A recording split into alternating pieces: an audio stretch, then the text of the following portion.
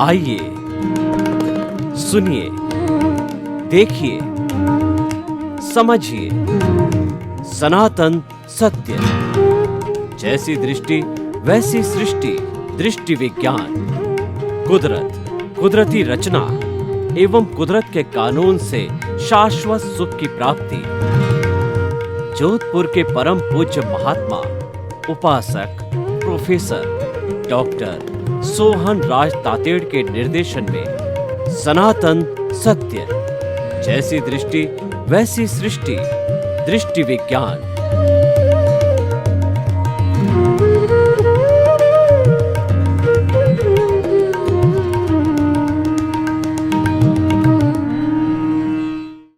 भाइयों और बहनों, मातृशक्ति को नमन।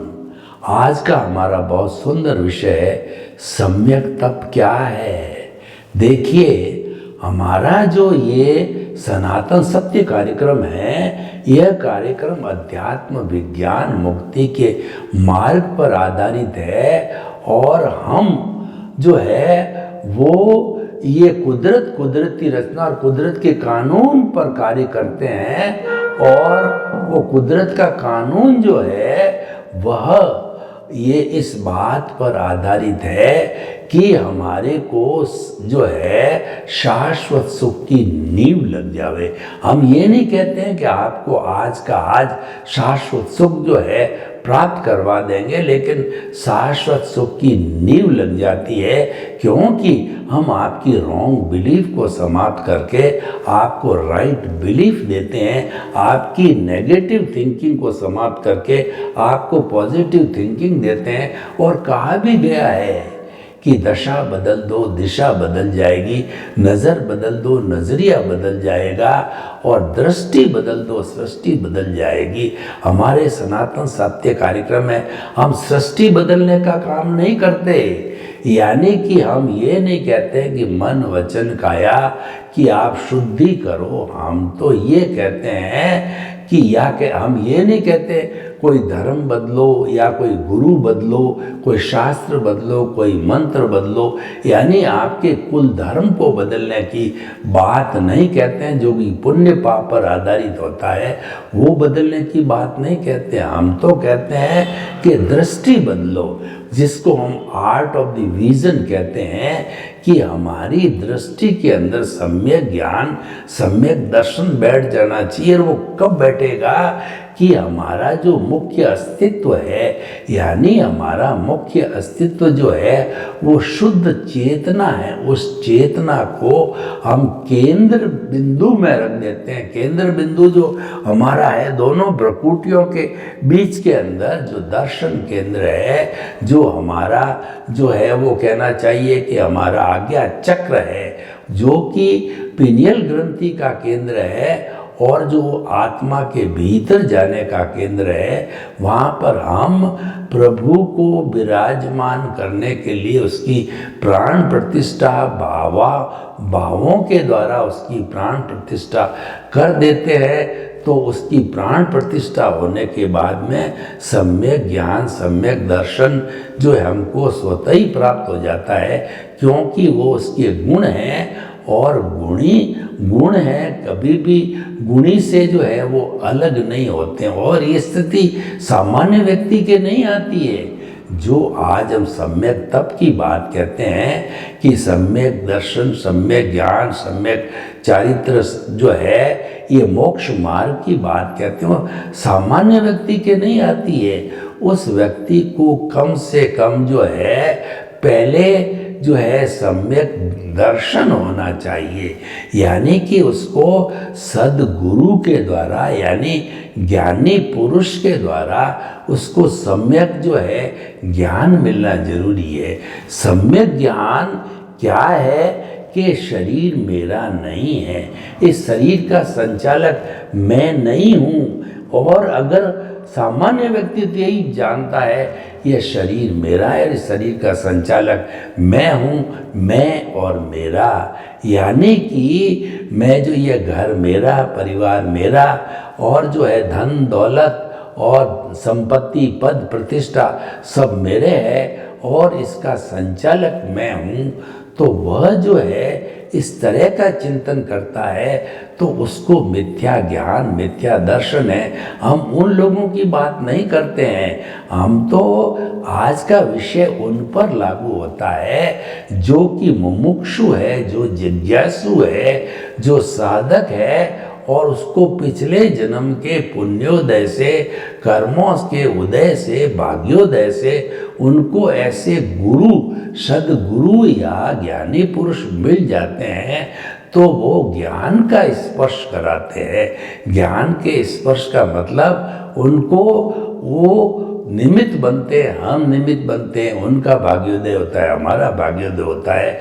सभी के जो है मिलने से और हमारी जो कुदरत है वह भी संजोग जुटाती है, तो सबके मिलने से जो है वो हमको नो ऑनरशिप, नो डूअरशिप प्राप्त होती है। और हमारे को जो गुरु है वो अपने अतिशय से जो है वो द्रव्य कर्म, भाव कर्म, नौ कर्म, मन, वचन, काया तथा मेरे नाम की सब माया आप प्रकट ज्ञानी पुरुष के सूचरणों में समर्पित करता हूँ। हम उसके चरणों में समर्पित होते हैं, हम भक्ति मार्गी हो जाते हैं, सब गुरु को समर्पण कर देते हैं, उनके साथ एग्रीमेंट MOU हो जाता है। तो गुरु अपने अतिशय के माध्यम से हमेशा हमेशा के लिए अनंतानुबंधी कषाय जो है उसके ऊपर चौकड़ी लगाता। कभी आप जो है बड़े पावर हाउस पर गए हो तो पावर हाउस के ST लाइन के ऊपर डेंजर लिखा होता है और वहाँ पर जो है वो एक खोपड़ी का निशान होता है और एक खड़ी जो है हड्डी होती है और डेंजर लिखा हुआ होता है लाल अक्षरों के, बड़े बड़े अक्षरों में। उसका अर्थ यह होता है कि आप अगर इसकी तरफ झांकोगे या इसके आपने तार के हाथ लगा दिया तो आप जो है भस्मीभूत हो जाओगे, यानी वो आपको निमित्त बना देता है, आपको अकर्ता बना देता है। सबसे बड़ा परिवर्तन जो है गुरु के अतिशय से होता है वो अकर्ता और निमित्त का होता है। वह होने से आपकी सीट बहिर आत्मा से अंतर आत्मा बन जाती है और आपको जो है सामने परमात्मा का लक्ष्य दिखाई देता है। जो अस्तित्व की बात मैं कहता हूँ वो अस्तित्व परमात्मा है, केंद्र में वो आ जाता है और जीवन भर नहीं, जन्म जन्मांतर तो वो केंद्र में रहता है। तो हम ये कहना चाहते हैं कि सम्यक तप तभी होगा कि आपके केंद्र के अंदर मन वचन काय से मुक्त, ऐसा मैं शुद्ध आत्मा हूँ। और आपको जो है वह सम्यक तप ऐसे करना पड़ेगा कि आपको जीवन के अंदर कोई भी घटना घटित हो तो उसका जो है वह आपको कुदरती रचना मानना पड़ेगा, क्योंकि मन वचन काया तथा उससे जुड़ी हुई हर अवस्था मात्र कुदरती रचना होती है। यानी कि हम जो इस जन्म से मृत्यु तक के बीच के अंदर कोई कार्यकलाप करते हैं तो उसकी फिल्म पिछले जन्म से बन के आती है और वह फिल्म जब उदय प्रारब्ध में आती है तो वह उसके अनुरूप ही उसकी स्क्रिप्ट और फिल्म खुलती है। हमको जो है एक सांस लेने की भी स्वतंत्रता नहीं होती है, वो ऑटो मोड से चलती है। तो उसको ऑटो मोड मानना है, वह सम्यक तप है। मैं आपको उदाहरण देना चाहता हूँ।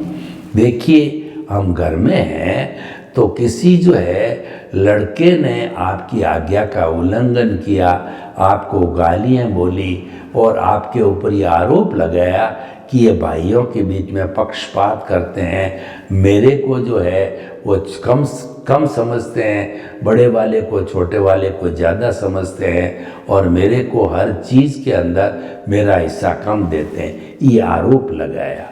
तो ये आरोप क्यों लगा? क्योंकि आपका पिछले जन्म की जो फिल्म है, स्क्रिप्ट है, वह खुल रही है।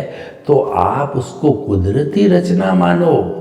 आपके साथ में जो भी घटित हो रहा है, कोई आपसे प्रेम कर रहा है, कोई आपसे घृणा कर रहा है, कोई जो है आपको मार रहा है, कोई पीट रहा है, कोई आपके साथ में बुरा सोच रहा है, कोई आपका बहुत अच्छा सोच रहा है, जो भी स्थिति चल रही है उसको कुदरती रचना मानो, क्योंकि यह तो क्रिया की प्रतिक्रिया है।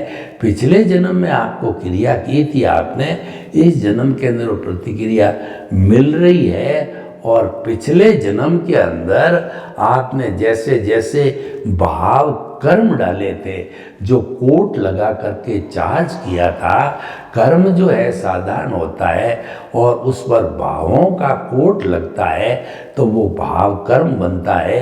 एक भाव कर्म होता है और बंच ऑफ द कॉजेज होते हैं। वो कॉजेज जो है वो हमारी कॉजल बॉडी होता है। पिछले जन्म में जो जो कॉजल बॉडी आपने बनाई थी भाव कर्म, इस जन्म के अंदर वो परिणाम के रूप में बदल जाते हैं, क्योंकि वो भाव कर्म था, आपका पुरुषार्थ था।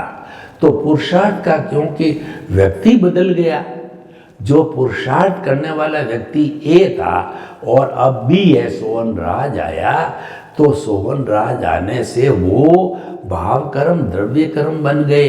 और द्रव्य कर्म का मतलब है उदय और प्रारब्ध 8 कर्म और उसकी उत्तर प्रकृतियाँ जो उदय में आती रहेगी, ये तो जीवन भर चलेगी। तो आप अगर उसके साथ नहीं जुड़ते हो तो ये सम्यक तप है, और उसके साथ जुड़ते हो तो आपका सम्यक तप नहीं है। और एक बहिर आत्मा जन्म जन्मांतर से करता आया है और करता रहेगा। देखिए कि टू एयर इज ह्यूमन, मानव गलती का पुतला है। वह जब उदय भाव तेज चल रहा है, यानी कर्मों के उदय का फोर्स ज़्यादा है, तो वह जुड़ने की कोशिश करेगा। तो आपको जब जो है अंतरात्मा पद पर बिठाया गया, जब आपको गुरु ने या ज्ञानी पुरुष ने आपको ज्ञान दिया, तो उसमें एक बहुत बड़ा परिवर्तन हुआ, क्योंकि वो आपका पुनर्जन्म था। तो उस पुनर्जन्म से जो परिवर्तन क्या हुआ कि हमारी आत्मा में से एक जो है प्रज्ञा नाम की भाव सत्ता जागृत हो गई, और वो प्रज्ञा नाम की भाव सत्ता जो है पूरे जीवन भर, या कहिए कि जन्म जन्मांतर तक, जब तक आप मुक्ति को नहीं जाते हो उसका असर रहता है। प्रोवाइडेड आप जो है अपने सम्यक ज्ञान सम्यक दर्शन की एप्लीकेशन करते रहो, आप सम्यक तप करते रहो। अगर आप सम्यक तप नहीं करोगे तो आपको शाश्वत सुख की न तो नींव लगेगी, न मुक्ति की अवस्था आएगी। और सम्यक तप करते रहोगे, यानी मन वचन काया तथा उससे जुड़ी हुई हर अवस्था मात्र कुदरती रचना है। ये देखते रहोगे और वो व्यवस्थित है। ऐसा नहीं है कि कुदरती रचना कभी भी जाएगी नहीं, वो तो जाने के लिए आई है। वह व्यवस्थित है और वह नाशवान है और वह टेम्परेरी है। दुख जा रहा है, सुख जा रहा है, उम्र जा रही है, कर्मों का भुगतान जा रहा है। वो जाने के लिए आया है, आने के लिए रुकने के लिए नहीं आया। वो तो प्रवाह रूप के अंदर जा रहा है, तो उसको जाते हुए देखना है। ये सम्यक तप है जो आज का हमारा विषय है। तो आप केंद्र के अंदर अपने अस्तित्व को, अपने शुद्ध आत्मा को मानते हुए और इस अस्तित्व को देखते रहो कि मन वचन काया से मुक्त, क्योंकि जो कुदरती रचना हो रही है वो मन वचन काया की हो रही है। मन वचन काया कुदरती रचना से मुक्त, ऐसा मैं शुद्ध आत्मा हूँ जो कि आपके केंद्र में, और मन वचन काया कुदरती रचना है। ये सम्यक तप है, ये लंबा चलता है, ये कई जन्मों तक चलता है। और कई लोग जो है उसके अंदर भी एक एप्लीकेशन होती थी, प्रीति थी, जागृति और अनुभव। ये तीन हमारे साथ के अंदर ग्राफ होते हैं।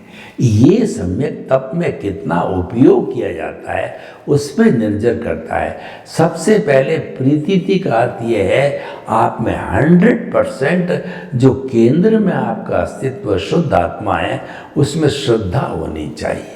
1% भी डाउट की स्थिति न तो रहती है, ज्ञान लेने के बाद प्रज्ञा रहने भी नहीं देती है। प्रज्ञा तो आपको 100% ये अनुभव कराती है कि मैं शुद्ध आत्मा हूँ। चाहे रात को 12 बजे भी आपको कोई पूछे तो आप जवाब दोगे कि रिलेटिव व्यू पॉइंट से मैं सोहन राज हूँ और रियल व्यू पॉइंट से मैं शुद्ध आत्मा हूँ। मेरा जो मूल अस्तित्व है वो शुद्ध आत्मा का है, लेकिन मेरा जो व्यवहार का अस्तित्व है वो मन वचन काया रूपी सोहन राज ये रिलेटिव सत्य है। वो है क्योंकि व्यवहार तो चलेगा, व्यवहार तो ऑटो मोड से चलेगा, वो तो हमारा ही किया हुआ है, वो तो अभी समाप्त नहीं हुआ है, वो तो बर्फ की सीला की तरह धीरे धीरे डिस्चार्ज होता रहेगा। अगर नए कर्मों का बंध नहीं होगा, नए कॉजेज नहीं पड़ेंगे तो वह तो डिस्चार्ज होता रहेगा और नया चार्जिंग करोगे तो और जो है वो जो है लंबा चलेगा। तो भाई और बहनों, हम आपको बताना चाहते हैं कि सम्यक तप जो है साधना है, साधना सम्यक तप है और जो है सम्यक ज्ञान सम्यक दर्शन आर्ट ऑफ द विजन है।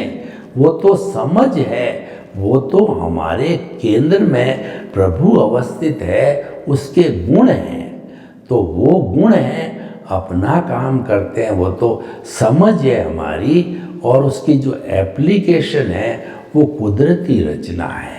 इस गुणों की एप्लीकेशन कुदरती रचना मुख्य है। इसको कुदरती रचना मानते रहेंगे, सम्यक तप हमारा पुष्ट होता रहेगा, यानी कि हमारी प्रीति 100% हो गई। तो ये सम्यक तप, ये जागृति है। देखिए जागृति कैसे होती है कि हम कोई भगवान की स्मृति करें, मैं शुद्ध आत्मा हूँ, मैं शुद्ध आत्मा हूँ, मैं शुद्ध आत्मा हूँ, मैं शुद्ध आत्मा हूँ, माला का जप करें, उसके बीच में नींद नहीं आनी चाहिए। ये जो है वो हमारी सम्यक जो है तप कहना चाहिए या जागृति कहना चाहिए। सम्यक तप और जागृति एक ही विषय है। ये जागृति जो 15% हमारे को गुरु ने ज्ञान देते समय दी है, ये बढ़नी चाहिए निरंतर। और सम्यक तप और जागृति का वो आपस के अंदर वो कहना चाहिए कि वो एक दूसरे से जुड़े हुए हैं, एक दूसरे से जो है वो उनका संबंध है, तो वो ऑटोमेटिकली जो है वो पूरक है एक दूसरे के, वो चलते रहेंगे। तो इस तरीके से जो तीसरा जो हमारा ग्राफ है वो जो है अनुभव का ग्राफ है। जैसे जैसे हमारी ये जागृति बढ़ती जाएगी तो अनुभव का पारा भी बढ़ता जाएगा। प्रतीति का पारा तो 100% पर जाकर के अवस्थित हो गया, उसके बाद में जागृति धीरे धीरे बढ़ती जा रही है। ये जो है एक दिया होता, उसकी लौ की तरह होती जागृति का। मैं आपको एक उदाहरण बताऊं कि एक जो है राजा ने किसी भी व्यक्ति को जो है उम्र कैद का आदेश दे दिया। वो गिड़गिड़ाया, वो जीना चाहता था, उसके पांव पड़ गया और उसने कहा कि मेरा परिवार है पीछे, मुझे जो है वह इसको उम्र कैद में या कुछ कम कैद में बदल दीजिए। तो राजा भी जो है उसको दया आ गई, उसने कहा कि मैं एक भरा हुआ तेल का कटोरा देता हूँ और साथ में एक सिपाही भेजता हूँ, तुम फुटपाथ के ऊपर चलते चलते 100 मीटर दूरी पर जो मंदिर है उस मंदिर तक जो है बिना एक बूंद गिराए जाकर के और तेल भगवान को चढ़ा दोगे, और ये पुलिस वाला कहेगा कि एक बूंद भी नहीं गिरी है तो मैं तुम्हारी जो है ये मृत्युदंड माफ कर दूंगा। तो अब देखिए वो जागृति कैसी होती है कि उसके मन में तो एक ही बात थी, जैसे हम कहते हैं कि हमारे केंद्र के अंदर शुद्ध आत्मा भगवान की प्राण प्रतिष्ठा होनी चाहिए, तो उसके तो केंद्र में एक ही बात थी कि मुझे जो है वो मेरी मृत्यु दंड को टालना है। तो वो जागृति के वो उस कटोरे पे उसका पूरा ध्यान रहा, इधर उधर कहीं ध्यान नहीं गया, और उसने वास्तव के अंदर जाकर के और बिना एक बूंद गिराए उस कटोरे को सामने जो है बालाजी भगवान को चढ़ा दिया और इसको वेरीफाई कर दिया पुलिस वाले ने। तो राजा ने उस जागृति के कारण जो है उसकी मृत्यु दंड को माफ कर दिया। तो ऐसी जागृति हमारे रहनी चाहिए हर क्षण कि मन वचन काया से मुक्त ऐसा मैं शुद्ध आत्मा हूँ, और ये मन वचन काया है ये कुदरती रचना है, ये ध्यान में रहना चाहिए और आगे जो है ये चलते रहना चाहिए। और तीसरा जो ग्राफ होता है हमारा वो अनुभव का होता है। तो उस अनुभव के ग्राफ में जैसे जैसे जागृति बढ़ती जाएगी हमारा अनुभव भी बढ़ता जाएगा, क्योंकि हमारे अस्तित्व को मुक्ति तक ले जाने वाला वो अनुभव है। केवल ज्ञान क्या है, 360 डिग्री का अनुभव है, वो केवल ज्ञान कहलाता है।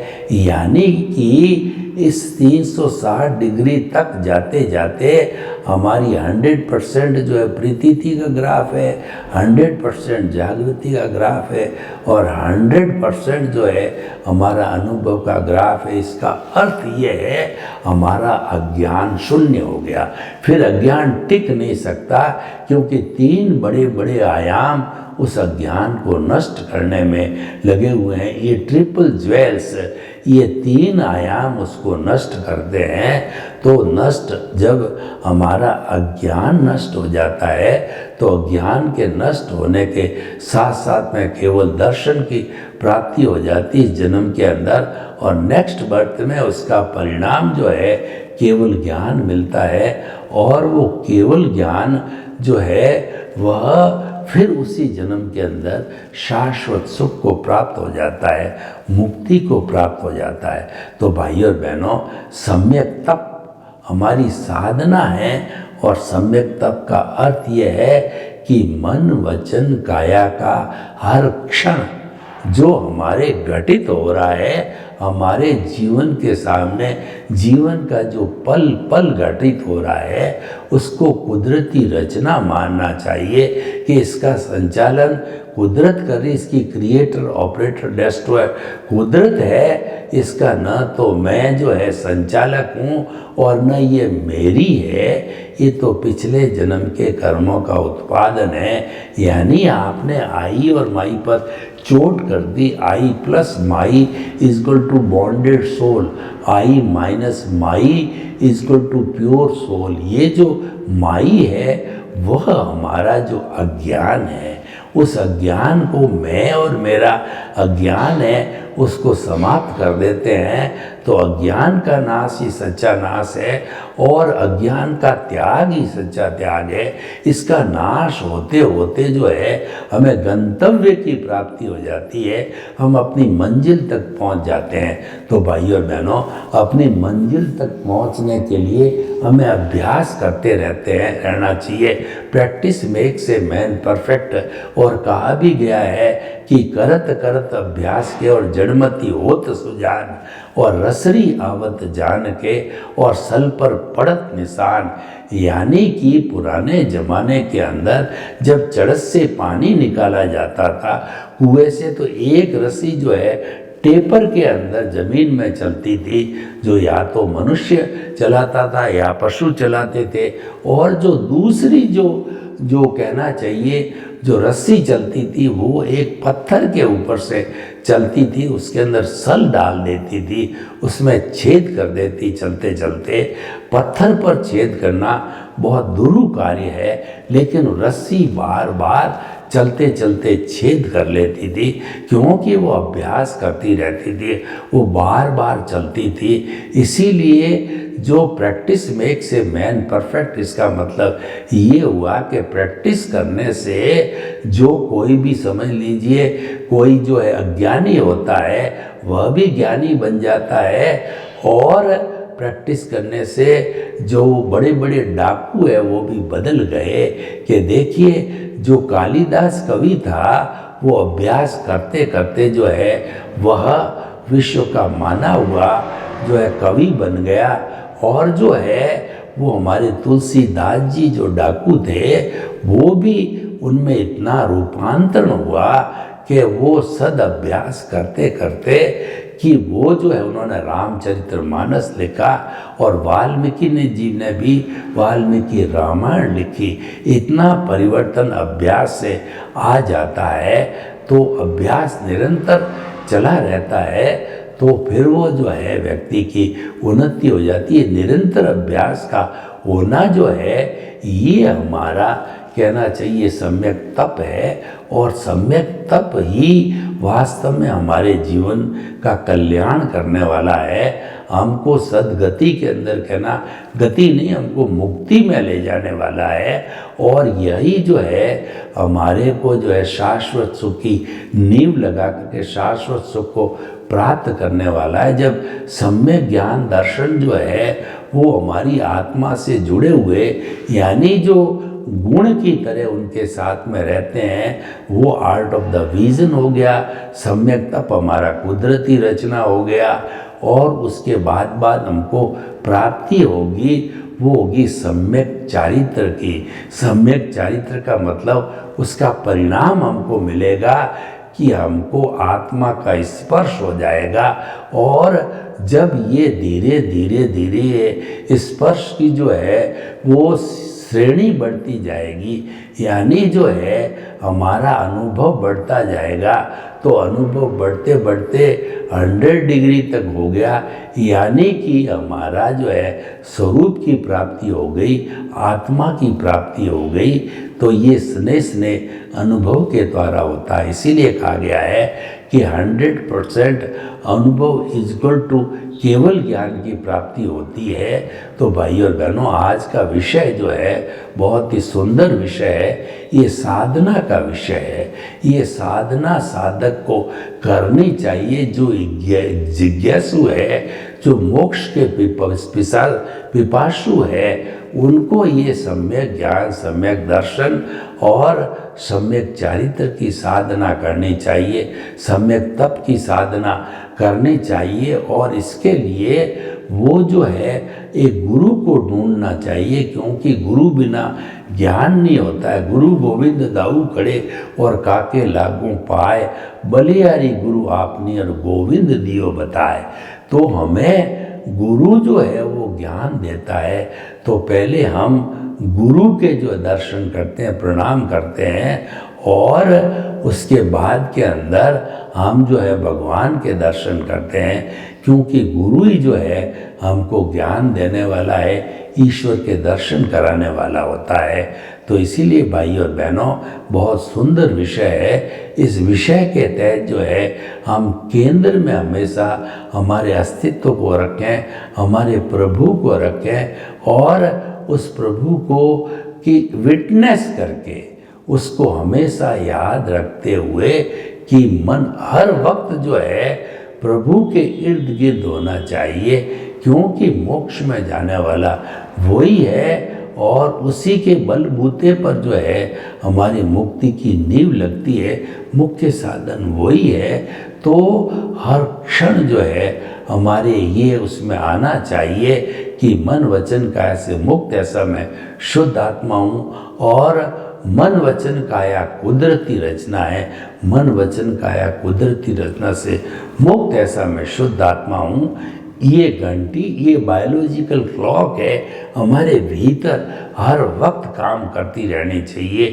ये काम करते करते हमारे भीतर ऑटोमेटिकली प्योरिटी, यानी वो अनुभव का खजाना बढ़ाती रहेगी, और वो अनुभव का खजाना ही प्योरिटी है, जब ये प्योरिटी 100% तक पहुंचती है तो हमारा काम हो जाता है, यानी कि जो है हम अपने उद्देश्य तक पहुंच जाते हैं। सर्वे भवन्तु सुखिनः, सर्वे सन्तु निरामया। लोग के जीवों को सुख मिले, शांति मिले, आनंद मिले, प्रेम मिले, सौहार्द मिले, और सभी हम जो है सम्यक तप को प्राप्त करके और अपने गंतव्य को प्राप्त करें। आपके प्रति मंगल भाव।